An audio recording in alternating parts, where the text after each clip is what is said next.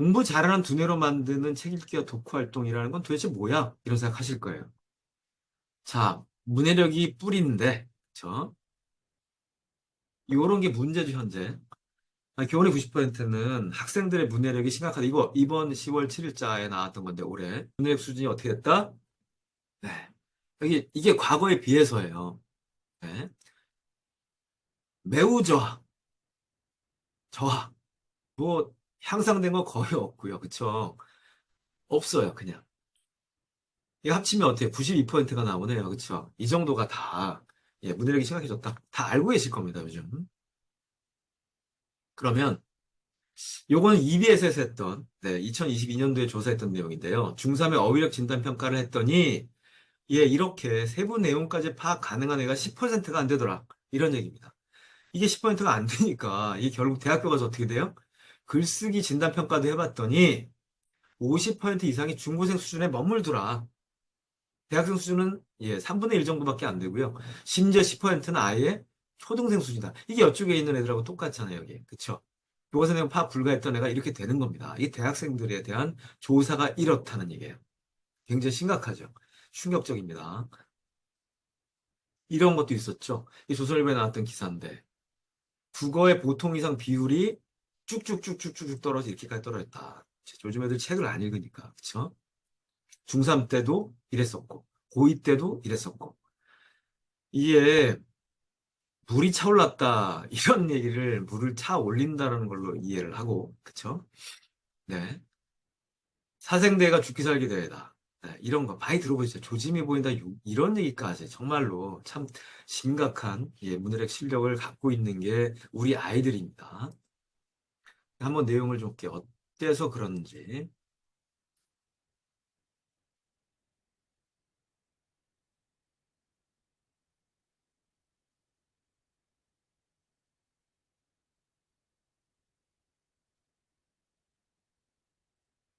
이게 눌러지가 않네요. 잠시만요. 음. 단어가 어려운 글을 읽을 때와 쉬운 글을 읽을 때 아이들의 읽기에서 어떤 차이가 나타나는지 시선 추적 장치로 관찰해 볼 텐데요. 먼저 어휘가 어려운 글입니다. 생각보다 잘 읽어내려 가다가 삼패라는 단어를 보자마자 시선이 흔들리기 시작하더니 끝까지 읽지를 않습니다. 이번엔 어휘가 쉬운 글입니다. 잘 읽고 있다는 게 한눈에 보이죠? 이번엔 보셨죠? 자, 그렇다면 어떻게 해야 우리 아이들한테 문해력을 높일 수 있을까요? 자, 이렇게 어휘력도 부족하고, 그죠? 기본이 되는 것도 부족한데, 책도 안 읽고, 그쵸? 저희가 이런 고민을 많이 했었어요. 그래서, 이거를 높일 수 있는 방법을 찾다가, 요런 책을 발견했습니다. 이분은요, 독서와 읽기 내에 관련돼서 오랫동안 연구해온 세계적인, 예, 인지신경학자 메리언 울프란 분이 쓴 다시 책으로, 라는 책하고요. 요거는 언어학자인 나오미 베론이라는 분이 계세요. 그분이 쓴 다시 어떻게 읽을 것인가. 요 두 권의 책을 저희가 보면서 힌트를 많이 얻었어요. 그래서 다른 것들 더 연구를 하면서 방법을 좀 찾았습니다. 뭐 비슷한 내용이겠지만 울프 박사는요. 독서가 인간의 인지 발달에 결정적인 역할을 했다. 예. 문화적으로 배우게 되는 거라는 얘기면서 유전적인 능력이 아니다. 예. 배워야 습득할 수 있다. 이렇게 조언을 하고요. 강조를 하고요.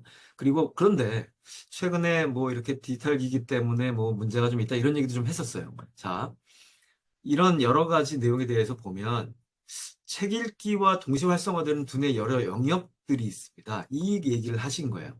이 뇌 가소성이라고 하는데 뇌가 말랑말랑해서 이게 막 바뀔 수 있다는 얘기예요. 학습 필수적인 특정 뇌 부위가 학습에 도움되는 뇌 부위가 책을 읽으면 발전한다. 이 책을 읽을 때 아이들의 뇌 속에서 여러 영역이 협력하고 새로운 신경 회로가 생기고 강화되고 한다는 얘기인데 이렇게 뇌영역 시각 피질, 네, 그리고 측두엽, 또 여기 운동을 담당하는 브로카 영역 이런 각 부위가 서로 협력을 해서 읽기 과정을 원활하게 한다. 그러면서 학습에 도움이 되는 이런 특정 뇌 부위가 굉장히 발달하게 된다. 이런 얘기입니다. 요컨대 독서를 잘하면요, 뇌에서 있는 복잡한 이런 회로와 신호 네트워크가 강력하고 정교해진다. 이런 얘기예요. 책을 읽을 때마다 아주 정말 짧은 0.001초? 이렇게 굉장히 짧은 시간에 뇌가 막 움직여서 글자 보고 의미 이해하고 문맥 파악하고 감정 상상력 막 이렇게 동원해서 이야기를 그려낸다는 그래서 이 시각 피질도 동원이 됩니다. 결국 이렇게 하면 공부를 잘하는 두뇌가 된다. 이런 얘기예요. 이걸 한번 다시 정리해 볼게요. 이 뇌기능 전체를 활성화한다라고 지금 했는데 책을 읽으면 우선 기억에 도움이 되는 해마, 그쵸? 그 다음에 신경세포 간에 연결을 해주는 백질, 연결을 해주는 네트워크예요. 이 백질이 두꺼워져서 정보가 잘 전달되고, 그리고 좌뇌하고 우뇌하고 동시에 활성화되면서 서로 협응을 해서, 이 논리적인 사고는 좌뇌잖아요, 그쵸? 창의성 우뇌고, 이게 동시에 활성화돼서 균형 잡힌 사고를 할 수 있다, 이런 얘기입니다. 그리고요, 여기 보면 문제 해결이나 비판적 사고나 의사결정에 담당하는 전두엽이라는 부분이 있어요. 이 전두엽도 네, 활성화가 되고 그리고 또 여기 어디? 예, 표현력과 뭐 언어 영역 뭐 이런 것들을 하는 데가 이 부로카 영역, 그다음에 문장 구조, 뭐 어휘 이런 게 베르니케 영역. 근데 이런 데 다 발달한다는 겁니다. 예, 좀 어려운 내용이긴 합니다. 그리고 이 소설이나 서사적인 거를 읽으면, 책을 읽으면 이야기 관련된 감정이나 이런 게 발달해서 여기 지금 보면 예, 감정 공감대도 형성이 된다. 공감 능력이 형성되고 근데 후두엽이 활성화되면요. 이 후두엽이란 부분이 시각 이미지를 좀 담당하는데 여기 상상력, 창의성 이게 발달한다는 거예요. 그렇죠? 그러면서 굉장히 예, 많은 것들을 이해를 잘하는 두뇌, 공감을 잘하는 두뇌로 바뀐다는 얘기입니다. 자, 이런 효과는요, 특히 여기 스페인 발렌시아 대학 연구진이 한 거에 따르면 종이책을 읽었을 때 더욱 크게 나타난답니다. 이 해외 연구팀에서 아까도 나왔지만, 예, 디지털 독서보다 독해력을 종이책 읽으면 6배나 8배만큼이나 더 높인대요. 아무래도 디지털 기기는요, 주의를 좀 산만하게 하고, 그러니까 핸드폰으로 뭘 보거나 이런 것들이 막 넘어가잖아요. 그렇죠?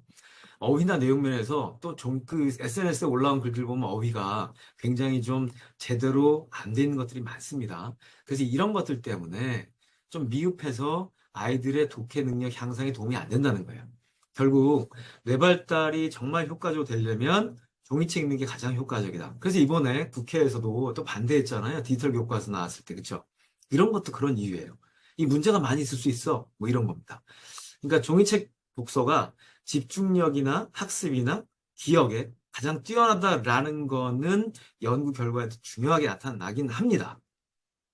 그런데, 그런데, 이게 문제죠. 이게 좋아. 독서 좋은 건 알겠는데, 우리는 안 읽어요. 책 읽기 싫어해요. 이거 어떻게 해결할 건데요? 이런 얘기가. 저희가 3년 동안 지금 프로그램, 글쓰기 메타버스라는 프로그램 운영을 해오면서, 그때 느낀 게 제일 많이 어머니들이 부모님들이 이런 고민을 하셨어요. 아니 애가 책 읽기 싫어하는데 어떡합니까? 그 저희도 이걸 보니까 진짜 어떻게 해결하지라고 굉장히 고민을 많이 했어요. 근데 급하다고 바늘홀에 실매어서 쓸 수는 없잖아요. 그쵸? 그래서 이거 뭐 책은 좋으니까 뭐 읽어 무조건 읽어 그럼 너 도움돼 이렇게 해봤자 아무 소용 없다는 거예요. 태어날 때부터 디지털에 익숙한 요즘 아이들, 얘들은 종이책의 저항감이 더 큽니다. 훨씬 더 재밌게 보거든요. 이 인쇄돼 있는 것보다. 그렇죠? 그리고 인쇄돼 있는 책으로는 다른 걸 못 보잖아요. 근데 예, 핸드폰으로 보거나 뭐 패드로 보거나 하면 얼마든지 딴 데 넘어가죠. 네. 그리고 책 읽는 이유하고 읽어야 하는 방법도 모르고요. 그래서 저항감을 가지는데 이거부터 누그러뜨려야 되는 거예요. 저항감부터. 어떻게 하면 이런 저항감을 누그러뜨릴까? 이거는 눈높이에 맞게 접근 방식부터 잘 알려줘야 됩니다. 읽는 순서, 방법, 속도, 내용 이런 걸 차근차근 안내하고요. 이걸 선생님이 굉장히 능력이 있는 역량 있는 선생님이 이거를 아이들을 싹 가이드하면서 가야 되는 거예요. 어떨 때는 가볍게, 어떨 때는 깊게. 이게 무슨 얘기냐면 저희가 일반적인 뉴스를 접할 때나 그죠? 아니면 디지털로 뭘 볼 때는 가볍게 읽고 넘어가도 괜찮습니다. 하지만 어떨 때는 깊게, 이건 어떤 시험 공부를 할 때는 당연히 그러겠지만 그거 외에도 평상시 저희가 비문학 독서를 하거나 상당히 좀 난해한 책을 읽거나 이런 것들을 할 때는 깊게 읽는 습관이 들어야 돼요. 근데 이게 이 두 가지를 따로따로 이렇게 습관을 들이는 연습이 안 돼 있는 거예요. 이게 메리언 울프 박사는요, 이거를 여기 밑에 써놨지만, 먼저 해야 될 건 디지털 환경에 우리 아이들이 노출돼 있어요. 인정. 그래서 그때 가볍게 읽는 것도 배워야 되고, 근데 깊게 읽는 습관도 들여줘야 돼요. 이런 거예요. 이 두 가지를 다 하는 것을 양손잡이 읽기 뇌라고 한 겁니다. 양손잡이 읽기 뇌를 갖춘 아이들로 훈련을 시켜야 된다. 이런 얘기예요. 저희가 오런라인으로 저희가 프로그램 진행하잖아요. 그래서 저희가 이런 것들을 좀 활용을 하는데, 양손잡이 독서가 될 수 있도록요. 이 독서 습관을 먼저 형성해주고, 관리해주고, 선생님이 잘 가이드해주고, 이걸 먼저 해요. 이게 되게 중점을 둔 프로그램인데, 이번에 만든 게. 그리고 아이들이 슥슥 읽고 넘어가는 게 있었다. 그러면 깊이 읽는 방법도 가르쳐 줘요. 그러면 이를 바탕으로 아이들이 자기 생각을 글로 저렇게 풀어내기까지 할 수 있을 거야. 거기까지 저희가 준비한 겁니다. 보여드릴게요. 이제 보여드릴게요. 실제 어떻게 하는지 보여드릴게요. 아무래도 지금 얘기한 내용이 지금 가장 궁금하셨을 것 같습니다. 자, 문해력 수업 프로젝트. 뭐라냐? 양손잡이 뇌를 만들 책 읽기 방법. 이거부터 합니다. 기본 바탕으로. 그리고 이 방법으로는 독서 방법을 좀 습관화할 수 있도록 하는 걸 저희가 만들어 제시를 하고요. 그걸 아이들한테 계속해서 하도록 관리합니다. 그리고 마인드셋까지 만들어 줍니다. 워낙 지금 이끌어 주신 두 분 선생님 저희 이끌어 주실 텐데요. 두 분 선생님 워낙 훌륭하신 분들이라 우리 아이들이 그 선생님들하고 라포가 형성이 되면서 아마 이런 걸 잘 따라할 수 있을 거라고 믿습니다. 자, 그러면서 뭐를 해요? 저희가 이 바탕 위에서 어휘력, 독해력, 네, 그리고 글쓰기 자신감까지 향상시킬 수 있도록 이렇게 독해력, 예, 주제 탐구, 글쓰기, 네, 그다음에 어휘력 이런 것들 다 할 수 있도록 저희가 준비를 합니다. 요거 하나하나 지금부터 예, 설명을 해 드리겠습니다. 자, 첫 번째. 어떻게 그러면 양손잡이 뇌를 만들 거야? 양손잡이 읽기 뇌를 만들 거야? 이 얘기입니다. 저희가 예, 만든 겁니다. 저희 나만의 독서노트 점검표. 어디서 보시긴 하셨다라는 생각을 하실 수도 있어요. 그런데 요거를 실제로 실천하는지를 점검하고 그렇게 할 수 있도록 계속 가이드하는 게 중요한 거죠. 이런 부분을 가지고 진행을 하고요. 책을 읽기 전에 그럼 어떻게 해야 돼? 자, 이런 것들부터 봐야 돼. 이게 뭐냐면 책 표지, 뒷면, 차례, 머리말 이런 걸 아이들이 잘 안 읽습니다. 근데 이런 내용들을 다 봐야 전체적으로 이 책 속에 어떤 내용이 있겠구나가 아이들한테는 딱 들어갑니다. 그게 있는 상태에서 책을 읽어 내려가는 것과 전혀 그런 과정 없이 책을 읽어 나는 것은 완전히 다른 얘기예요. 뭐가 있겠구나? 예. 호기심 가지고 거기에 따라 움직이기 시작을 하는 게 훨씬 더 중요하고요. 그래서 여기서 보면 두 가지 방법론이 있어요. 저희가 이제 사실 읽기 방법이 이 정도만 있는 건 아니에요. 여러 가지 더 있는데 일단 크게 저희는 훑어 읽기와 집중해서 읽기 이 두 가지 방법론을 아이들이 습득하도록 도울 겁니다. 요점 위주로 빨리 읽기, 처음부터 쭉 읽기, 이게 훑어 읽기고요. 집중해서 읽기, 처음부터 정독하고 뜻을 새기며 자세히 읽기. 이걸 어떻게 하냐고요? 저희가 아이들한테 책 안에 있는 내용 중에 여기부터 여기까지는 정말 핵심적이니까 꼭 반드시 깊이 집중해서 읽어. 라고 사실 가이드 주고요. 요거 부분 좀 훑어읽어도 괜찮아. 라고 해줍니다. 그럼 아이들이 거기에 따라 연습을 하게 돼 있습니다. 자, 그리고 책 읽으면서 메모하는 습관. 이 글쓰기, 쓰기라고 하는 행위가 정말로 우리 아이들의 문해력 향상에 도움이 됩니다. 쓰기 자체라면 생각을 많이 하게 되거든요. 여기 보면, 뭐 이건 이제 실제 책에 있는 챕터인데, 이런 챕터를 보고 이 부분 훑어 읽기를 해라. 훑어보기를 해라. 그래서 시간이 얼마 걸렸으며 이런 걸. 다만 여기에서도 중요한 단어나 용어 정도는 표시를 해봐. 잘 모르는 것도 표시해. 그런 거고요. 문장도 찾아서 밑줄 긋고 이런 건 해봐라. 이런 거고요. 여기는 좀 집중해서 읽어라. 이 장은. 이 절은. 그럼 여기는 이거 외에 이해가 어렵다는 부분 좀 적어봐. 이런 겁니다. 메모를 하라는 얘기죠. 그리고 질문할 내용도 적어봐. 이런 얘기입니다. 이렇게 하면 책을 읽도록 하는 습관을 예, 들이게 만들 겁니다. 그리고 어느 정도 시간이 걸렸어라는 거를 좀 기록을 하게 해서 스스로 나중에는 내가 좀 이렇게 빨라졌는데 하고 스스로 자기의 성장 속도를 좀 알 수 있게 해주려고 합니다. 자, 이런 바탕이에요. 이런 습관과 관리 바탕 위에 테마북 독해력 업은 어떻게 수업하는지 좀 말씀드리겠습니다.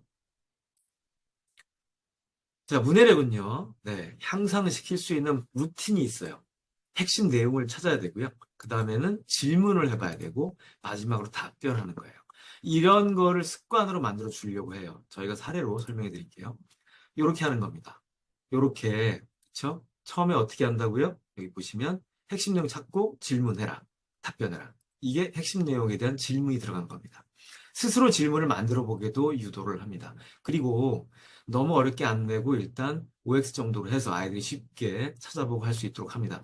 사실은 이렇게 하는 게, 이 책을 중간중간 자기들이 찾아가면서 읽게라도 하려고 이렇게 좀 시작을 합니다.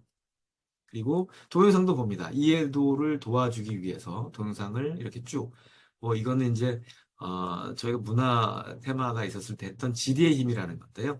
예, 이런 책에 나와 있는 내용들을 설명하는 동영상으로 좀 어려운 부분을 해소하도록 도와주기도 하고요. 그리고 이런 거는 함께 문제를 푸는 거예요. 약간 좀 어려운 문제, 이런 것도 풀어봅니다.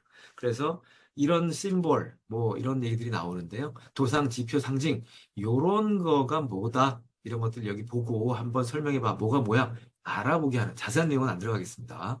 자, 이런 것들이 이해되는지를 좀 알아볼 거고요. 그리고 요렇게 지금 보시는 건요. 저희 초육 중인 학생들하고 저희 김인조 선생님이 도전 골든북 수업, 예, 도전 골든벨 있잖아요. 예, 그걸 좀 사용해 왔습니다. 그 수업을 진행한 장면인데 구체적인 내용을 아주 꼼꼼하게 재미있게 퀴즈 형식으로 좀 내고요. 그럼 아이들이 이렇게 답을 올리고 막 이러잖아. 이렇게 하기도 하고 예, 채팅창에 올리기도 하고 막 그래요. 근데 또 말로 하는 경우도 있고요. 근데 오프라인에서는요, 이렇게 뭐, 이렇게 하는 게 더 쉽지 않니? 아, 그렇죠. 그렇지만 온라인에서도 이렇게 해서 아이들이 잘 합니다. 실제 문제인데요. 여기 보면 이런 문제 좀 쉽게도 내고 재미있게 좀 뭐 선지도 넣고요. 이렇게 해서 아이들이 풀 수 있게 해주고, 이렇게 들어가서 저희가 네, 테마북 독해력 수업을 쭉, 이건 4주 내내 진행을 합니다. 그리고 나서 주제탐구 클리닉 시간으로 들어갑니다. 이 시간에는요, 저희가 교과서 지문도 좀 찾아서 갖고 왔어요. 그리고 시사 이슈 문제들, 그 다음에 논술 기출 문제. 이건 논술 기출 문제는 좀 어려울 수 있으니까 학생들 수준에 맞춰서, 저희 아이들 수준에 맞춰서 조금 예, 쉽게 해서 저희가 직접 만들어 넣었습니다. 그래서 실제 현실에서 어떤 문제 해결을 할 수 있도록 하는 응용력, 창의력, 이런 걸 배양해 주는 게 주제탐구 클리닉 시간인데요. 이 시간에는 저희가 클래스킥이라는 프로그램을 씁니다. 이 클래스킥 프로그램은요, 선생님이 이렇게, 이건 온라인에서 쓸 수 있는 건데, 실시간으로 모든 학생들이 진행하는 상황을 한눈에 파악할 수 있습니다. 그렇게 해서 수업을 이끌어가기 때문에 아이들이 어디서 무엇을 하고 다 보여요. 여기 글을 쓰고 있지 않고 있으면 너 뭐 하고 있는지가 바로, 예, 들어가고요. 중간중간 바로 선생님들이 이런 내용에 대해서 이렇게 표시해 가면서, 예, 이렇게 바로바로, 예, 고쳐주기도 하고, 자, 이거를 다른 학생들이 같이 보여주기도 합니다. 그래서 학생 하나하나가 자기 걸 열심히 안 할 수가 없어요. 그리고 선생님이 고쳐준 글을 여럿이 같이 보면서 내 것만 고쳐주면 자기 것만 고친 거에 대한 실력만 올라가잖아요. 근데 이거는 다른 친구의 글도 비교하면서 모두 다 비교도 하면서 보니까 훨씬 더 짧은 시간에 많은 어떤 정보를 얻게 되는 겁니다. 공부 더 많이 하게 된다는 얘기입니다. 요렇게. 수정 코칭하고 보여주고 이렇게 해서 아이들한테 예, 도움을 드립니다. 이게 굉장히 효과가 있어요. 그리고 이렇게 하면요 아이들 딴짓을 못해요. 예, 지루할 틈도 없지만 수업에 집중하지 않고 딴짓하고 있으면 한 것도 쓴 게 없으면 당연히 예, 바로 워닝 들어가고요. 다른 애들한테 그게 또 예, 보입니다. 네. 자, 이거는 주해탐구 클리닉 이 시간에 저희가 쓰는 제시문을 보여드리는 건데요. 이렇게 교과서, 여기 중학교 교과서 갖고 왔죠? 네, 이런 것들. 교과서 갖고 오기도 하고, 뭐 다른 것들도 갖고 옵니다. 그러면 문제가 여러 개 있는데 그 중에 이렇게 내용 파악하는 걸 좀 써봐라. 쓰기를 시킨다는 거예요. 이게 서술형 대비입니다. 실은 학교의 지필고사에서 서술형 문제는 이런 식으로 나오거든요. 요걸 쓰게 만드는 거죠. 그리고 이건 내용 추론 같은 경우에도 네, 이거는 좀 짧게 설명. 이건 또 200, 2, 300 정도 쓸 수 있게 조금 더 긴 글도 아이들이 쓸 수 있게 하는 겁니다. 이걸 일일이 그때그때 첨삭을 한다는 거야. 클래스키 프로그램 통해서 합니다. 그리고 3주 차에는요. 이렇게 주제 토론을 합니다. 뭐 이건 여러 가지 다른 걸 갖고 왔는데 이런 책을 보고 예, 간디 그 중에 나와 있는 내용이 간디가 비폭력 저항 운동을 벌였어. 네, 이런 걸 합니다. 근데 그거의 근본이 요런 세금이야. 이런 얘기고요. 그러면 토론을 예. 비폭력 저항을 해야 돼, 무장 저항 운동을 해야 돼, 뭐 이런 것들을 가지고 A, B로 나눠서 아이들끼리 토론을 하기도 하고요. 또는 가끔 이게 재밌는 토론도 시킵니다. 네, 좀 이제 응용할 때 아이들이 좀 지루해하는 경우가 있으면 예, 이런 것도 좀 넣어서 집중력을 좀 높여주기도 합니다. 부먹찍먹 뭐 이런 게 나오죠. 자, 그리고 글쓰기하고 첨삭 지도를 또 합니다. 이거를 이제 하게 되는 게 4주차 정도에 하는데 글쓰기 팁은 3주차에 먼저 배워요. 그래서 비결을 좀 알려주고요. 그다음 실전 글쓰기를 4주차에 하면서 선생님께 첨삭 지도를 합니다. 내용 보여드릴게요. 바로 이렇게 이런 내용들 인칭주어를 써라. 그러니까 사람이 주어가 되도록 해서 글을 써라. 능동태로 써라. 수동태나 이런 거 쓰지 말고 피동형, 사동형 쓰지 말고 예, 가능하면 능동태를 써라. 뭐 이런 걸 하고요. 이렇게 그 사례를 보여줍니다. 호랑이가 토끼를 잡아먹었냐? 토끼가 호랑이 잡아먹혔냐? 어떻게 써야 돼? 아, 이렇게 써야 되는구나. 알게 되죠. 호랑이가 토끼를 열심히 잡아먹어? 맞죠? 근데 토끼가 호랑이 열심히 잡아먹혀? 이건 좀 이상하잖아. 뭐 이런 내용입니다. 자, 그리고 실전 문제를 또 줘요. 그래서 이건 사실은 아이들이 하게, 연습하게 만드는 겁니다. 그러면 아이들이 실제 이거에 대해서는 예, 즉, 글쓰기 중에서도 적어도 요거에 대해서는 익숙하게 만드는 연습을 시킨다. 이런 겁니다. 그리고 첨삭 지도를 하죠. 이게 이제 저희가 4주차에 항상 이 첨삭을 해줍니다. 1차 첨삭을 먼저 이렇게 해줘요. 아이가 써온 걸, 숙제로 써온 걸 보고 이렇게 첨삭을 하나하나 꼼꼼하게 해줍니다. 이건 6학년 학생의 글이에요. 지금 보여드리는 거는. 근데 10월 4주차에 이렇게 글을 썼어. 근데 문장 표현력은 좋아졌지만 네, 어색한 표현이 있어. 그래서 좀 설득력이 약해졌어요. 이렇게 효과적인 배치를 잘 못했어. 이런 걸 해준 겁니다. 첨삭 이렇게 지적을 해줬더니 그다음 아이가 이 친구가 다시 잘 써왔어요. 그래서 여기 이제 A라는 부분이 그런 건데 이 친구가 사실은 굉장히 고쳐쓰기를 열심히 하는 거예요. 그래서 아마 구성을 효과적으로 좀 해라 그랬더니 자연스럽게 수정할 때 잘 안 보이시니까 제가 빨리 넘어갈게요. 그리고 평가도 해줍니다. 그래서 격려해줘요. 그러면 아이들이 잘한 부분을 이렇게 칭찬을 해주면 훨씬 더 많이 발전을 하더라고요. 그래서 이렇게 해서 아이가 다시 한번 고쳐쓸 수 있도록 합니다. 자, 이런 첨삭지도 꼼꼼하게 주는 거 보였을 것 같고요. 어휘력은 그럼 어떻게 높인다는 거야? 이런 얘기입니다. 해보겠습니다. 먼저 아까 책을 읽을 때 모르는 어휘 책에 표시하라고 했었죠. 수업 시간에 그걸 뜻을 확인하도록 시간을 줍니다. 그리고 다음 주에는 그런 것들을 복습할 수 있도록 예, 저희가 테스트를 꼭 합니다. 그리고 매주 별도의 어휘 교재도 저희가 활용을 해요. 예, 그건 별도로 시중교재를 아마 활용을 또 할 겁니다. 그래서 그건 차근차근하게 왜냐면 지금 아이들이 예를 들어서 초등학교 6학년이다, 중학교 1학년이다 그 수준에서 중학교 2학년이다, 3학년이다 수준에서 기본적으로 이 정도는 알고 있어야 되는 거가 저희가 읽는 책 외에도 있을 거고 교과서에 있는 것들도 굉장히 많아서 그런 개념이 들어있는 내용들하고 이런 거를 아이들한테 읽을 수 있도록 해주는 겁니다. 습득할 수 있도록 합니다. 그래서 별도 어휘교재도 활용을 할 거고 테스트를 반드시 해서 관리합니다. 여기 보시면 테마북 수업을 하죠. 아까 제가 처음에. 근데 그 테마북 수업 내에서도 이런 핵심 개념 설명하죠. 사회적 소수자가 뭐야? 뭐 이런 게 장애인, 퀴어. 이런 표현들에 대해서 아이들이 아하, 책을 보면서 그 다음에 선생님의 설명으로 좀 더 잘 이해를 하게 되고요. 저희가 아까 어휘력 파워업에 주제 탐구가 있죠. 주제 탐구라고 하는 쪽에 제시문이 있습니다. 그 안에 있는 것들도 이렇게 모르는 거 찾아봐. 이런 것들을 합니다. 그래서 이런 건 꼭 찾아. 그리고 자기가 모르는 것도 찾아. 여기 보시면 오인이라는 게 뜻이 여러 개 있잖아요. 이 중에 요 내용 중에서는 이거야. 우리가 영어 단어도 굉장히 여러 가지 뜻을 지문 속에서 갖고 있죠. 국어도 그렇거든요. 똑같은 뜻이 똑같은 단어가 완전히 다른 뜻을 가진 데가 많으니까 이런 것도 알게 하는 겁니다. 요즘에도 특히나 한자가 약해서 이런 것들을 하나하나 보면서 예, 알게 해야 됩니다. 그리고 이제 어휘 테스트 아까 한번 말씀드렸죠. 이렇게 재밌게 하기도 하고요. 1분 주고 네. 자, 주석이 노래가 집에 뭘 보내요? 힌트를 줬더니 알죠? 네. 답은요, 기별입니다. 그리고 제조 능력이 나보다 뛰어나다. 뭐하다? 전 세계에 뭐뭐 하는 운동 다 참여했네? 다 아시겠죠? 이게 원래 윷놀이에 나왔다는 거예요. 윷놀이에서 난다가 이제 완전히 게임에서 앞으로 나왔다, 말해서 밖으로 나왔다는 얘기고, 긴다. 가는 거 얘기하는 건데, 예, 이런 난다, 긴다. 예. 윷놀이 아주 잘하는 사람에서 유도를 했다는 얘기가, 예, 답이죠. 난다, 긴다. 이런 겁니다. 자, 저희가 실제로 이런 식으로 해서 상당히 아이들이 흥미를 느낄 수 있도록 노력했습니다.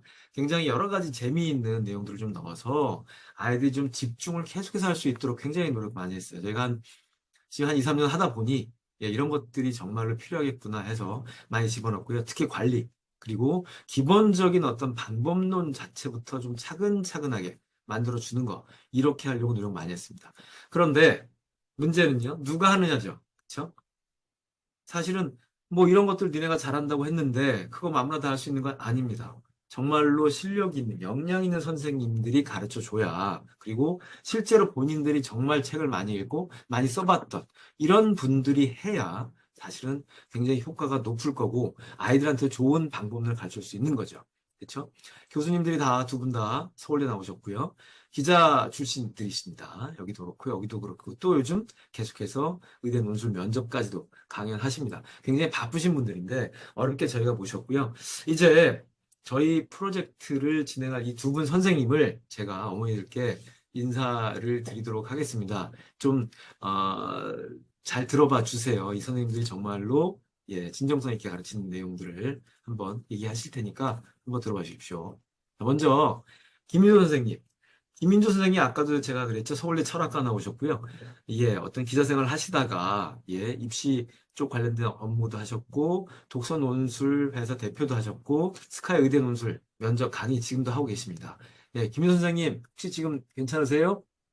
네, 아, 반갑습니다. 예, 네, 소개 소리 부탁드립니다. 들리나요? 네, 잘 들립니다. 네, 방금 소개받은 김인조입니다. 저는 현재 초중등 독서 지도를 하고 있을 뿐만 아니라, 아까 소개해 주셨던 대로 고입, 그리고 대입도 함께 지도하고 있습니다. 외고와 자소서의 그 자소서와 면접, 그리고 서울대, 연세대, 고려대 면접, 그리고 의대 면접 등도 올해 지도하였고요. 아직까지도 그 입시가 끝나지 않아서 진행 중에 있습니다.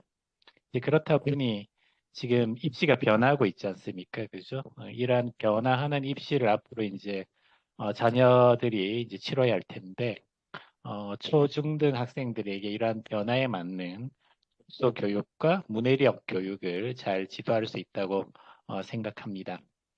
그런데 이제 저희 프로그램하고 이제 지도하는 선생님의 이력을 들으시면 아마도 안심은 되는데 한편으로는 조금 걱정이 되시는 학부모님도 있을 것 같습니다. 학생들이 과연 제대로 따라갈 수 있을까? 아니면 우리 아이의 눈높이에 맞게 잘 설명을 해 주실 수 있을까? 걱정이 되실 텐데요. 저희는 이미 뭐 앞에서도 말했던 것처럼 3년째 온라인 수업을 하고 있습니다. 처음에는 약간의 이제 그런 시행착오가 있었지만, 네, 이제는 안착이 잘 되었고요. 학생들에게 재미있는 퀴즈도 풀고, 함께 퀴즈도 풀고, 아까 말씀 주셨듯이 그런 토론, 뭐 좀 무겁고, 그다음 논쟁적인 그런 토론도 하지만, 동시에 또 일상적인 주제로. 사실은 요즘은 취향에 대해서도, 원래 취향은 토론의 영역이 아니라고 하는데, 각자가 가지고 있는 취향에 대해서도 일상에서 많이 이루어지고 있습니다. 그런 생활 속에서의 대화에서 자기 의견을 충분히 어, 내비칠 수 있는 것도 학교 생활에서 되게 중요하거든요. 그래서 그런 주제로 토론도 하고요. 네. 그런 재미있게 뭐 밸런스 게임 같은 거, 예, 그런 것도 하고 있습니다. 아까 말했던 뭐 방수육 먹을 때 구먹 찍먹 그런 것뿐만 아니라 제가 굉장히 많이 찾아봤습니다. 그래서 아이들이 정말 재밌어요. 물론 처음에는 당혹감을 느끼는데 일상에서 굉장히 이런 당혹감을 느끼는 거를 또 순발력 있게 대답하는 것도 능력이기 때문에 그런 하다 보면 학생들이 순발력도 많이 키워지고 창의력도 크는 것 같습니다. 그리고 이제 또 걱정하시는 것 중에 하나가 그런 토론하고 이야기하는 게 일상 오프라인 수업은 잘 되는데 온라인이 과연 잘 될까 또 걱정하시기도 합니다. 근데 저도 처음에는 그게 조금 곤란을 겪었어요. 아무래도 오프라인이 더 활발합니다. 근데 온라인도 장점이 있습니다. 왜냐하면 이 그 화면에 줌 화면에다가 메모장을 띄워가지고 학생들이 이야기하는 걸 적어 놓으면 네. 이제 유튜브 보다 보면 유튜브에서 좀 재밌게 진행한 사람들은 그렇게 메모장을 활용하거든요. 화면에 띄워놓으면 집중이 잘 됩니다. 그 시간에 바로바로 써주면. 네. 이미 만들어진 거를 띄우는 것보다 그게 더 효과적이거든요. 저도 그렇게 진행을 합니다. 그래서 다른 사람이 말한 거를 보고 또 자기 생각을 전하고 하다 보면 토론이 그러니까 좀 자기 발표력이 좀 부족한 학생도 충분히 자기 의사를 표현할 수 있습니다. 그래서 온라인이 가지고 있는 단점도 있지만 그 장점도 많기 때문에 그것들을 충분히 활용하고 있습니다. 특히 이제 그것의 가장 큰 장점은 아무래도 클래스킥인 것 같습니다. 클래스킥은 저희가 생각할 때 가장 글쓰기를 지도하는 효과적인 지도 방법이라고 생각합니다. 학생들이 또 집중도 많이 하고 있고요. 자기가 조금이라도 집중하지 않으면 바로 표가 납니다. 다른 학생 글도 보고 자기가 지금 진척이 안 되면 제가 바로바로 지적을 할 수 있거든요. 그다음에 글쓰기가 어려운 것은 떤 식으로 전개하는지 모르는기 때문인데 또 다른 학생을 글을 보다 보면 또 아이디어를 얻을 수 있습니다. 이런 것들은 또 온라인만이 가지고 있는 장점이라고 생각합니다. 그래서 굉장히 좋은 시스템이라 생각하고요. 자녀들을 맡기신다면 저희 우수한 프로그램으로 학생들의 독해 능력, 글쓰기 능력이 성장하고 변화하는 입시에 맞게 표현 능력과 창의력도 쑥쑥 성장할 것이라고 생각합니다. 네, 이상으로 제 말씀 마치도록 하겠습니다. 네, 김희 선생님, 네, 수고하셨고요. 예, 다음으로는 저희 중학교 2학년, 3학년을 맡아주신 이정태 선생님. 아까 잠깐 말씀드렸지만 서울대 인류학과 나오셨고요. 미시간 주립대 석사까지 마치셨습니다. 그리고 중앙일보 기자를 하다가 지금은 대학교 겸임교수로도 활동하고 계시면서 저희 프로그램을 같이 맡아주고 계십니다. 네, 이정 선생님 좀 나와서 말씀 주세요. 네, 안녕하세요. 예, 좀 전에 소개받은 이정태라고 합니다. 예, 만나 뵙게 돼서 반갑고요. 저희들이 앞에서 김인조 선생님도 쭉 자세하게 말씀 드렸지만 저희들 한 3년 정도 이 프로그램을 진행하면서 사실은 이제 아이들하고 눈높이를 많이 맞춰봤습니다. 처음에는 저희들이 사실은 좀 글쓰기에 집중해서 애들 글쓰기를 잘 못하니까 좀 글쓰기를 잘해보자. 이게 집중해서 했는데 하다 보니까, 책을 읽는데 굉장히 익숙치가 않더라고요. 또 힘들어하고요. 그래서 그 부분에 대해서 어떻게 하면은 더, 좀 효과적으로, 효율적으로 할 수 있을까. 여러 가지 방법들을 많이 시도해왔고, 그런 과정에서 저희들이 이번에도 이제 좀 프로그램을 또 조금 더 개편했지만은 책을 잘 읽을 수 있고 책에 대한 저항감을 줄이고 이런 부분에 대해서 저희들이 좀 더, 전문성을 가지고 진행을 할 수 있도록 그렇게 좀, 만들어 봤습니다. 그래서 아이들하고 한 3년 정도 하면서 어느 정도 선에서 아이들하고 책을 읽어야 되고 그걸 가지고 어떻게 테스트를 하고 그래야 또 이제 좀 그 아이들하고 좀 더 발전돼 향상을 시킬 수 있는 어떤 단계를 만들어 나갈 수 있을지에 대해서 저희들이 현장에서 경험으로 그냥 머릿속으로 생각한 게 아니라 실제로 해 나가면서 그걸 만들어 왔습니다. 그래서 그 부분에 대해서 크게 걱정 안 하셔도 될 것 같고요. 그리고 이게 지금 책 읽는 부터 시작해서 책 읽고, 어휘력 늘리고, 그 다음에 글 쓰고, 그거 가지고 첨삭받고, 이런 과정이 일련의 과정들이라는 게, 단번에 되는 건 아니고요. 꾸준히 해야 된다는 걸 아시고 계실 텐데, 저희들 경험상 한 6개월 정도 꾸준히 하면 본인이, 학교에서 해야 되는 책 읽기와 글쓰기에 대해서 자기 자신 스스로 감을 가지고 좀 나갈 수 있는 그런 자신감을 가지게 되는 그런 경우들을 많이 봤습니다. 그래서 어, 저희들이 그렇게 될 수 있도록 또 지도를 하고 그런 성과가 날 수 있도록 저희들이 많이 가이드를 하도록 하겠습니다. 예. 앞으로 보내주시면 저희들이 최선을 다해서 지도를 하겠습니다. 감사합니다. 네, 네, 두 분 선생님 말씀 잘 들으셨죠? 일단, 이렇게 훌륭한 선생님들과 같이 저희가 어떤 일을 같이 해서 우리 아이들이 정말로 문해력을 갖춘 아이들로 성장할 수 있도록 도와주시면 정말 좋을 것 같습니다. 이제 저희가 어떻게 이제 하는지 자세하게 수업을 1월 일정입니다. 1월 4일부터 토요일 시작을 해서 토일로 진행을 하고요. 매일 9시 반, 1시, 4시 이렇게 150분간, 그러니까 2시간 반씩 수업이 진행이 됩니다. 토요일, 일요일 이렇게 깔아놨습니다. 그리고 수업 구성은요, 아까 말씀드렸던 이렇게 네 가지, 테마북 독해력, 유저 탐구, 글쓰기 팁앤 첨삭, 어휘력 파워, 뭐 이렇게 됩니다. 근데 기본이 되는 게 독서본과 습관하고 마인드셋 관리가 매번 들어가서 진행이 됩니다.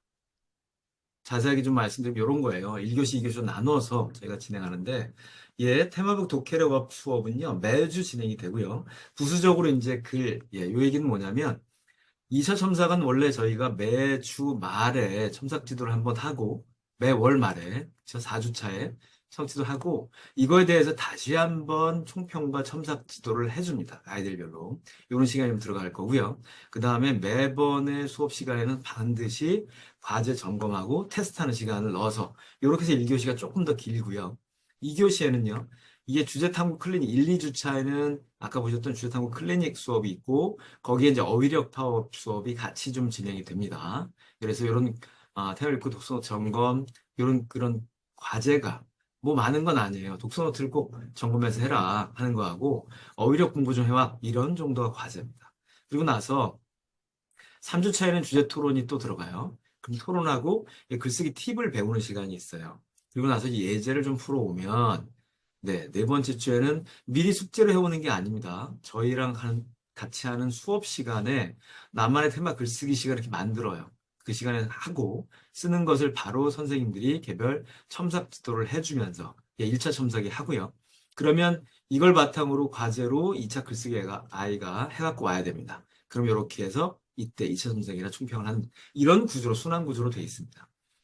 매달 신규생이 들어올 경우에는 OT를 따로 해서, 네, 저희가 클래스킥이라는 프로그램도 쓰고 하다 보니 온라인으로 이런 걸 활용하는 방법에 대해 좀 가르쳐 줍니다. 그리고 첨삭 지도는 이제 어떤 학생들을 먼저 할지 나중에 할지 이런 부분들이 이 각 수업, 이 주제탐구 클리닉 시간이라든지 글쓰기 첨삭 지도라든지 이런 시간 다 첨삭 지도가 들어가는데 그때 이제 순서는 선생님들께서 매주마다 좀 바꿔가면서 학생들이 공평하게 순서 너무 구애받지 않고 다 받을 수 있도록 이렇게 진행을 할 예정입니다. 교재가 중요하실 텐데요. 저희가 선정한 책들입니다. 이거는 지금 1년 책들이 있는데 일단 저희가 1월, 3월 거만 먼저 보여드리는 겁니다. 이렇게 각 월별로 테마가 있고요. 이 테마에 따라 책들을 선정을 했고 이번엔 1월 요겁니다. 이 장면 나만 불편한가요? 라는 책하고 청소년을 위한 인권 에세이 이렇게 두 권이 책이 선정이 되어 있고요. 그리고 수업 교재로 저희가 쓰는 것들이 이제 이 수업 테마북 독해력업에서는 그 아까 말씀드렸던 그런 책 하고요. 그다음에 나만의 독서노트는 저희가 줍니다. 자체 워크북이고 주제탐구 클리닉에 들어가는 내용들도 이 지식이를 꽉 찬 내 아이 만들기라는 제목으로 저희가 또 워크북 주고요. 글쓰기 팁 마찬가지입니다. 글자감업 자체 워크북입니다. 그리고 어휘력 파워업은요. 저희가 이런 부분에 이 자체 워크북에 들어가 있는 내용 플러스 별도의 시중교재 하나를 정해서 쭉 진행을 할 것이기 때문에 그거는 한 번만 사면 되는 이런 겁니다. 신청은요. 지금 신청 받고 있고요. 12월 29일까지 받겠습니다. 저희가 딱 일주일 전이거든요. 수업 시작하기. 그래야 이제 반 정하고 이런 것들이 다 원활하게 되기 때문에 수강료는 24만 원입니다. 월 4회 기준. 신청 방법은요. 저희 홈페이지에 가시면 문해력 3업 프로젝트 코너가 있어요. 저희 홈페이지는 www.dybgenos.com 이쪽으로 들어가셔서 문해력 3업 프로젝트 코너로 들어가시면 됩니다. 그리고 새로운 워크북이 매월 저희가 제공을 하게 되어 있고요. 등록 후에 첫 수업 시간 이전에 저희가 보내드릴 겁니다. 이거는 오프라인 교재로 지금 보내기는 어렵고 PDF로 보내드릴 겁니다. 그러면 집에서 다운받으셔서 활용하셔야 됩니다. 네. 오늘 준비한 얘기는 여기까지입니다. 제가 거의 시간을 거의 맞춰서 끝낸 것 같은데요. 모쪼록 어렵게 모신 저희 선생님들하고 소중한 우리 DIB 친구들이 저희 프로그램에 이 문해력 3업 프로젝트에 함께 참여를 해서 꼭 좀 괄목 상대하는 학생들이 좀 됐으면 좋겠습니다.